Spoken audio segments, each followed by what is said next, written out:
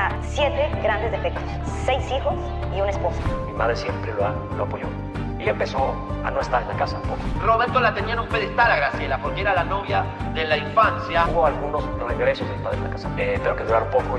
En las últimas horas, la hija de Roberto Gómez Bolaños, Chespirito, ha causado un verdadero revuelo en redes sociales al filtrar fotos inéditas del icónico comediante junto a su madre Graciela, mostrando momentos llenos de ternura, complicidad y amor familiar. Estas imágenes llegan como una respuesta directa a las constantes declaraciones de Florinda Meza, quien en más de una ocasión ha asegurado públicamente que Chespirito la amaba profundamente por encima de todo.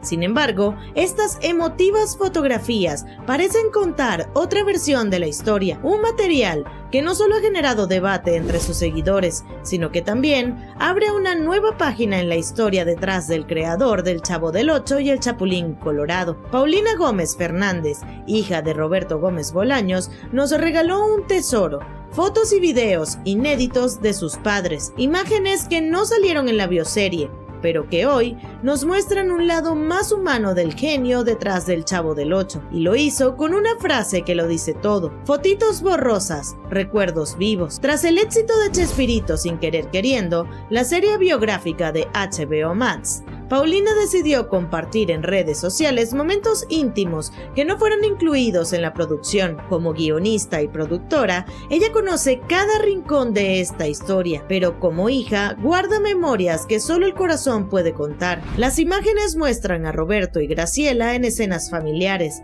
lejos del espectáculo, en un balcón, un sillón, en viajes que solo ellos vivieron, momentos de ternura, complicidad y amor verdadero. Graciela fue mucho más que la primera esposa de Chespirito. Se casaron en 1968, cuando ella tenía apenas 15 años y él 22. Fue quien confeccionó el primer traje del Chapulín Colorado, quien lo acompañó en los primeros pasos como guionista, quien crió a sus 6 hijos mientras él construía su carrera. Durante más de 2 décadas, Graciela fue el pilar silencioso de una familia que crecía mientras el mundo conocía a Don Ramón, a Kiko y al Chavo. Y aunque su historia terminó en 1989, su presencia sigue viva en cada recuerdo que Paulina comparte. Los seguidores no tardaron en reaccionar. ¡Qué mujer tan bella! La verdadera estrella.